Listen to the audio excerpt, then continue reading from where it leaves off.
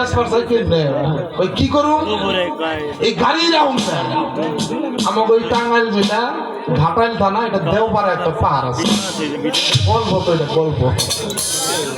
তো এই দেওপাড়া পাহাড়ে নিয়ে পাহাড় থেকে নুসাইরে দেবো জীবনে যাও খুব কষ্ট করে পাহাড়ে উঠাইছে ধাক্কা দিয়ে এটা ফালাই দিল 3 দিন ধাক্কাইছে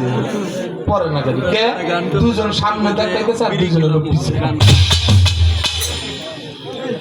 আচ্ছা গাড়িটা পড়বো কথাটা এই জন্য বললাম জাগা মতো গ্যারেজ দেন লাগবো জাগা মতো গাড়ি নিয়ে দাঁড়িয়ে থাকুন লাগবো আর ঠিক মতো ধাক্কা দেন কি আচ্ছা ধাক্কাটা ঠিক মতো হয়েছে প্রশ্ন ঠিক মতো হয়েছে শাপলা সরকার আমার কাছে প্রশ্ন করছে আমি বলছিলাম নবীজি মেরাজে যাব এই কথা নবী কোন দলিল পত্র কই নাই বিশ্বের সকল মানুষরা আমি চ্যালেঞ্জ করছি নবীজি কোনদিন কই না আমি মেরাজে যাব আল্লাহ কইছে আমি আমার দোস্তের মেরাজে যাব এই কথার চ্যালেঞ্জ করছি তবে নবী জানতো না যে আমার মেরাজে যাওয়া লাগবে নবী জানতো না কি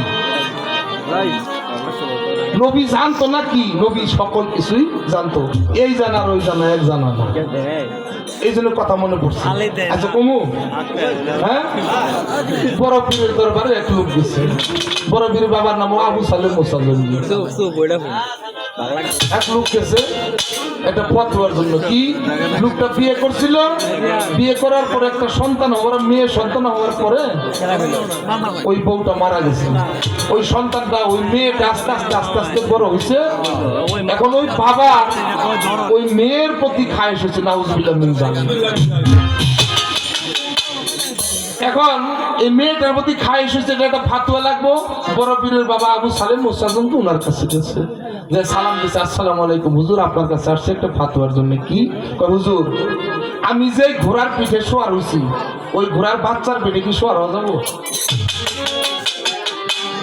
আবু সালেম মুসাল্লিম হ্যাঁ পারবেন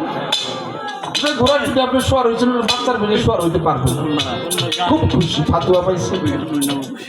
চলে আসছে বাড়ির থেকে একটু বেরিয়েছে দেখে 11 থেকে 12 বছরের একটা ছেলে তার নাম পিরানাপীর দস্তগীর মাহবুব সুবহানী কুতুবের আব্বানি গাউসে সামদানি শেখ মহিউদ্দিন হযরত আব্দুল কাদের জিলানী রহমাতুল্লাহ আলাইহি উনি দাঁড়ায় রয়েছে ওই লোকটা হাসতে হাসতে খুশি মনে বেরোইছে জিজ্ঞাসা করছে ওগো আপনি কে কোথায় গেছিলেন আপনার নাম কি